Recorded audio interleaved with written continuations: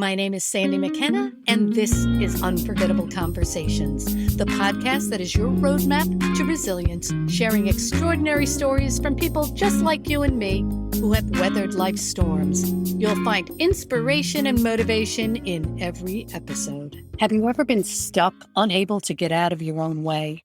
Have you ever been overwhelmed trying to find that work-life balance? My guest today, Hollie Rumman, is the host of You Can Do Amazing Things. In today's conversation, we'll talk about finding your passion, a positive mindset, building confidence, and creating good habits. Hollie shares many helpful tips and strategies to get you from being stuck to becoming motivated and taking action so you too can do amazing things. Now let's get this conversation started. Good afternoon, Hollie. Hi, Sandy. How are you? I'm doing great. It's so nice to have you here. And this conversation could not have come at a better time because I'm doing a lot of the things that I shouldn't be doing. I'm doubting myself. I'm procrastinating. I'm like, do I really know what my passion is? And you are an expert with all of these things. And I've listened to you speak in your podcast, and it is so inspiring and motivating. I am really happy to have you here and share some of this wonderful knowledge with our listeners today. So why don't we start with self-doubt? Because as long as you're doubting yourself, you're never going to get anywhere. Yeah. Well, first of all, Sandy, thank you. You are very kind, and that was very generous of you to talk like that. So thank you. And thanks for listening to the podcast.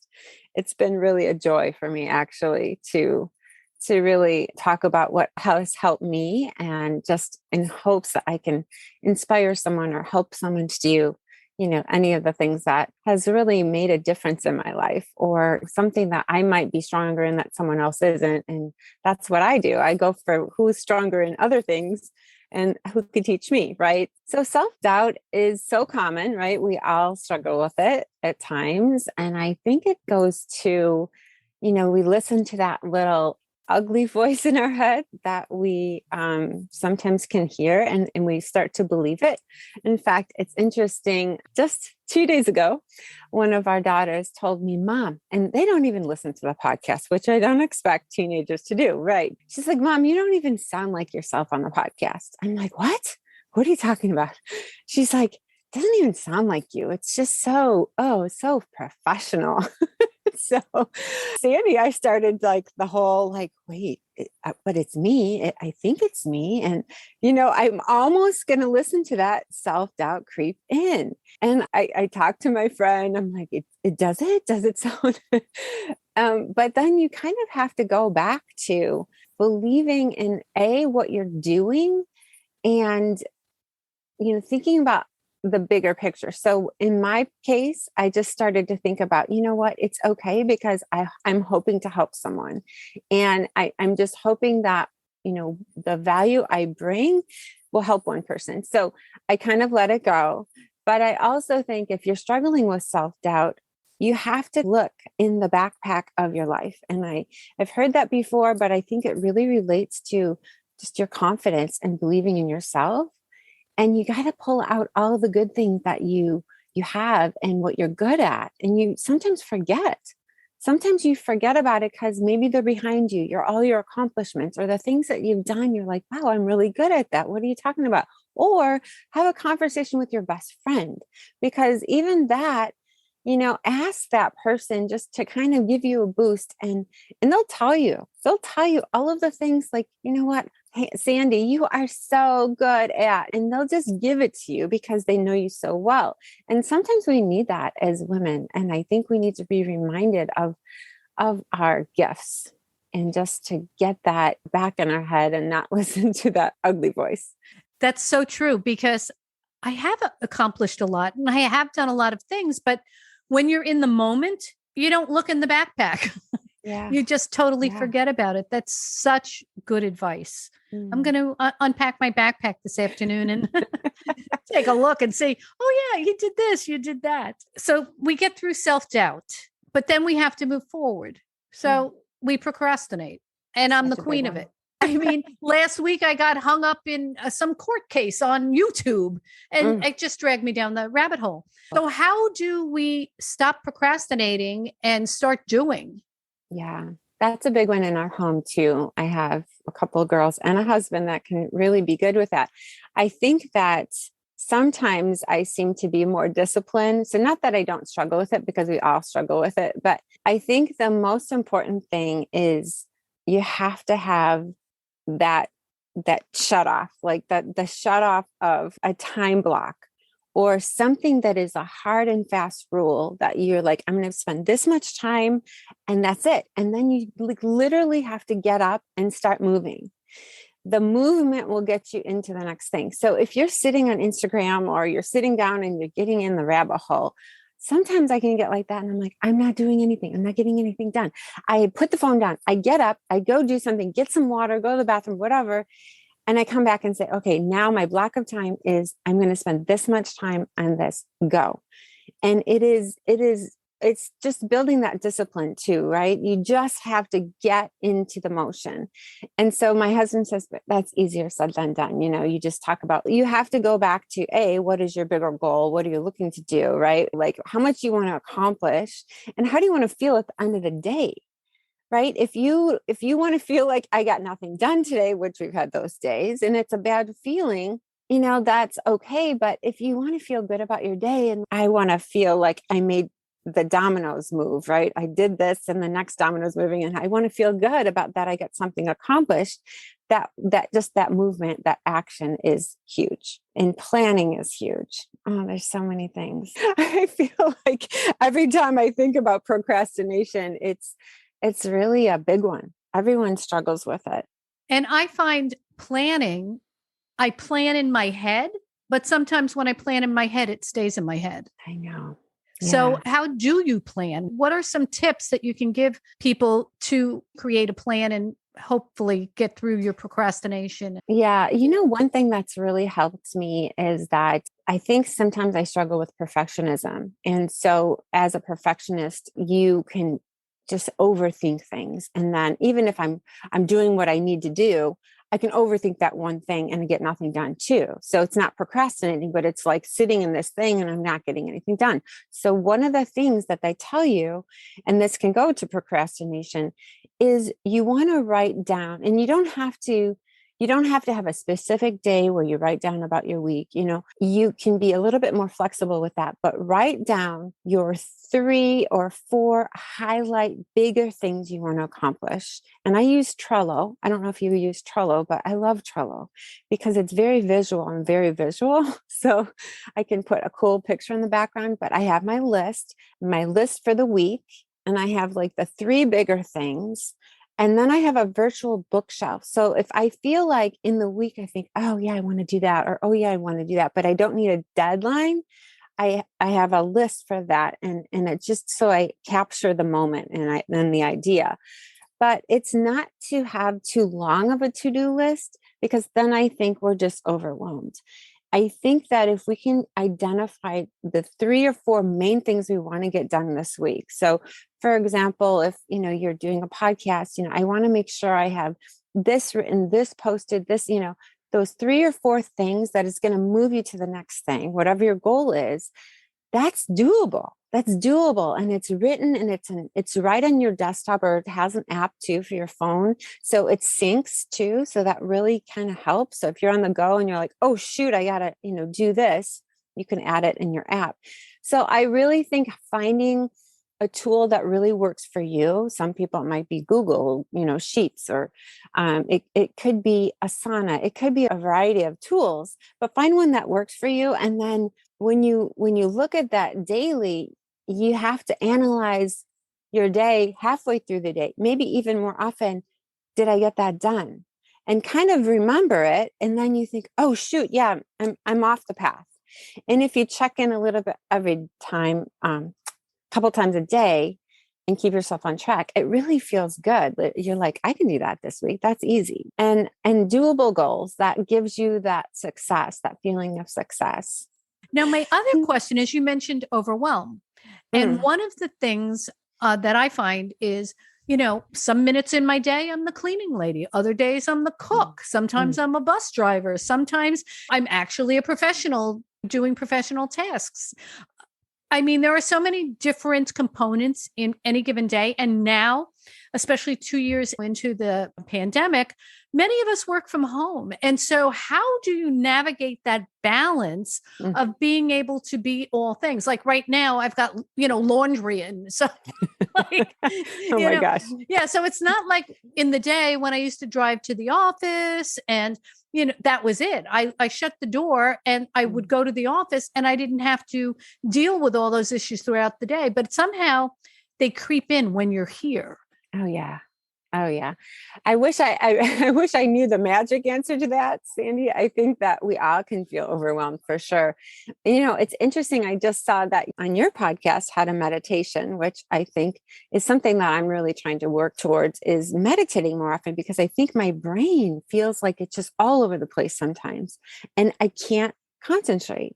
And I think what the meditation does, it really calms your brain. It really allows you to just take that breath out. And then I think as we do that more often, I'm finding that it allows you to kind of focus a little bit. But one of the things that I think, I work at home too, and I feel like I give myself some grace, because yes, there's laundry, there's this, that's dirty, that's that, and you can see it all if you want to, but then at some point, give yourself some grace. And then I think you just need to let a few things go. I think that we're really hard on ourselves. I think I'm really tough on myself. And I did a podcast about how do you feel not behind in life, right? You could always feel behind, like, oh, I didn't do this, and oh, I didn't do this. And at some point, we just need to stop. Part of it is comparison of what we think we should be doing, or, well, why aren't we doing it like that? Or how does she have this so clean? Or, like, stop. We need to stop and live our life, right? So part of it is, I don't want to feel that way. I don't want to feel like, oh, I have to post more on Instagram because of the algorithm. And oh, I'm not posting. It's silly. And so we have to take a step back, I think, and just stop that comparison, give ourselves some grace, because we have to identify the really important things. And then there's a piece of life we have to enjoy. We have to enjoy, right? I don't want to be sitting here overwhelmed by the laundry and all the lists to do, right? I don't think that's an easy one, but I do think we can give ourselves some grace in that aspect. I love the name of your podcast, which is You Can Do Amazing Things. Thanks. So how can we do amazing things? How can we find our passion in life? I think that is, it's just spoke to me so much, because here's what happened when I might have told you this story before, but when our girls were younger and they were in junior high, and I remember I was not working at the time, and someone in the park, didn't even know me, came up to me and said, "So what do you do?" And I said, "Oh, I'm taking care of the girls, and it's such a gift." And she's like, "Well, I'm just going to tell you, you need something for you. Hollie, you need something for you." And I was like, wow, she doesn't even know me. And how did she just say that? And so, but you know what? I think about it now. And I think about when we get wrapped up in life, whether it's our kids or our careers or whatever, sometimes we don't stop and still do the thing that we love. And then we lose a little bit of ourselves. Like we almost feel like, what do I like now? So I really was feeling that before the podcast. I was like, wow, what am I doing for me? What is it that I love? So what I had to do is kind of look back on what I've done in jobs and coaching and all of these things. And I kind of pulled out that common thread and thought, what are the pieces of each of those things that I've done that brings me alive? And it goes back to, just the things that light you up. And the book by Jonathan Fields called Sparked, he talks about that. We all have this sparketype, the personality that certain things bring you alive, like bring you so much joy, and then things kind of drain you. And so how do you identify those? How do you go after the things that just make you feel lit up? And so I found that looking back and identifying the pieces of when I did health coaching, when I did this, look back in your life and figure out what are the things you loved about that, and find that common thread and go after that. What is it that then you can take those things and do something with that? That's just going to bring you that joy. And then when you do that, it just moves you. It doesn't feel like work, right? You just want to do it all the time. And I think that will really help. I think that we get to a place where we need that. And what is the philosophy behind you can do amazing things? I was talking to a lot of friends about the title before of that. And I think because not everyone has the same goals, but we all need the confidence. We all need that I could feel like I could do it, whether that be a fitness and health goal, or whether that be, I want to start a podcast, or I want to, I have this art and I want to sell it online. So much of it is I see women that they don't have a confidence in themselves to go after it, or they can't identify what is it, right? So those are really the things that anything you do can be amazing. And if you can just go out there and put yourself out there and do it, you'll find so much joy in the process. So how does one get out of your own way? Yeah. We're always our worst enemy with a lot of things. So how do you, when you're all of a sudden stuck, like the reason, I'll be very honest here, the reason that my episode this week was not a conversation and it was a meditation is because I couldn't get out of my way and I couldn't figure out what I wanted to say this week. And then I thought to myself, well, maybe I'll say nothing. Maybe it's time to take a breath and I'll have a meditation this week instead of a conversation. But I could not get out of my own way. So how do you motivate somebody at that point when you're just so stuck? Oh my gosh, that's such a good question, because we've all felt so stuck. So I look back and I've had conversations with even our girls and my husband, and I've been stuck a couple of times. And I feel like, how do you get out of that? How do you just get out of that? And part of it is I go back, and it sounds easier than it really is, but it is getting into motion. Because when you're stuck, you kind of just, sit on the couch. I can't think. I don't want to, nothing's coming to me. I don't know. And so if you start taking action towards the thing you're stuck in. So if I were like, I was stuck in, I was feeling like, what do I want to do?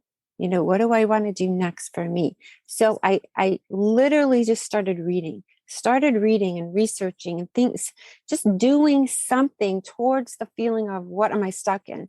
So maybe for you, you're so good at having the conversations, like, you probably were like, oh, now what? But go back maybe to looking at your friends, thinking about your experiences, thinking about, like, there's so much you probably could have talked about. And then you just kind of like freeze, right? And I think that if we just start moving and start, learning is a big thing. It's the making the progress is the big thing that gets us. It's like that wheel that just is stuck. And what it is, you just need oil. You just need to give it something to go.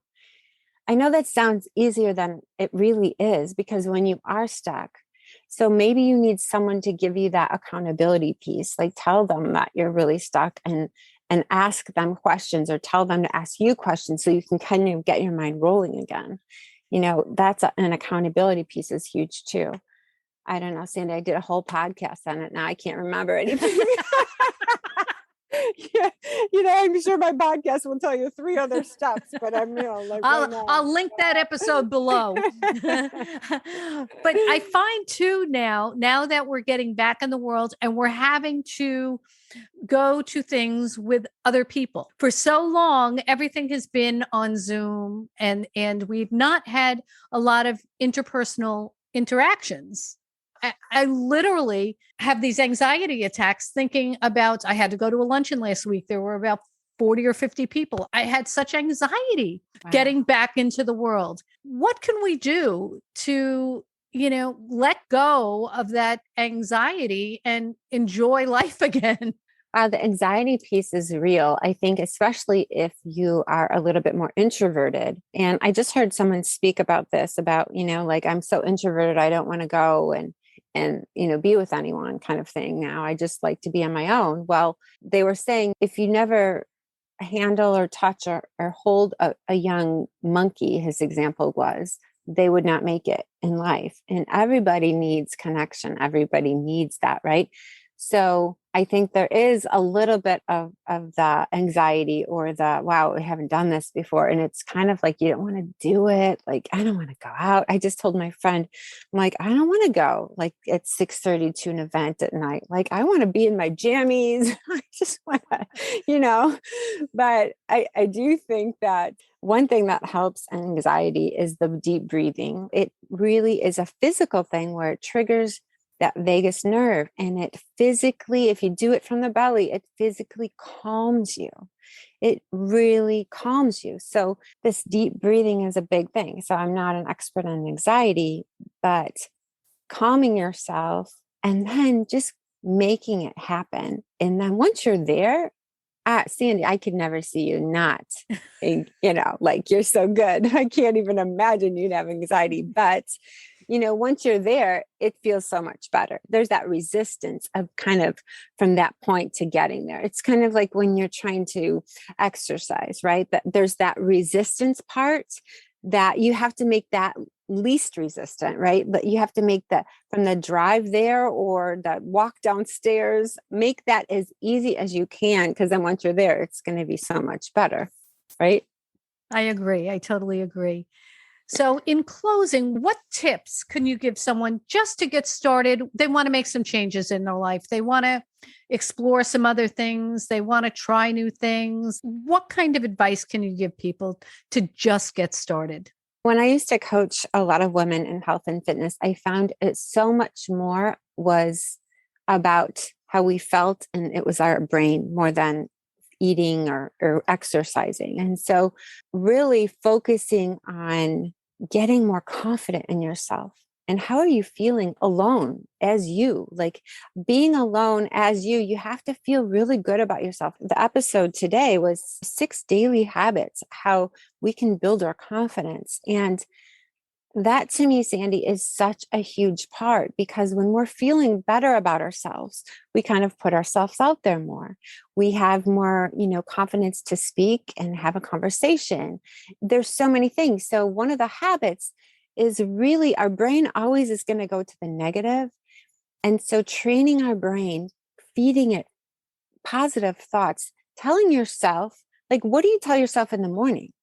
As you look in the mirror, as you get dressed, you're like, oh, this looks terrible on me. Or do you just like do the Mel Robbins and give yourself a high five, right? So it's training your brain to give yourself positive thoughts to become more confident. And it becomes like a really good cycle. So the more confidence you have, the more like, oh, I'm going to go do this. You'll feel better. And then you start engaging with more people. You start feeling like a little bit more alive. Then you have a little bit more energy. And then maybe you want to take a little bit better care of your health. And then you start to feel better. You can see it kind of just morph into this positive cycle. And so I think as women, as we get older, I think we almost lose a little bit of confidence, or we forget the beauty of who we are and what we have. And to not lose sight of that, and to go and build that up, look back on your life and remember all of the things like, wow, I did all those things. Feel good about yourself and do something that will bring you joy and passion. Now, I think that's what I would say. Thank you, Hollie. That's a perfect way to end the show. Oh, thanks, Sandy, for having me. I love talking to you. Hollie exudes such a positive energy. If you need more joy and purpose, or you're just looking for the tips and tools to get you to that next level, to reach that goal, or simply find a little inspiration, listen to You Can Do Amazing Things. I'll put the link in the show notes. Until next time, have a wonderful week.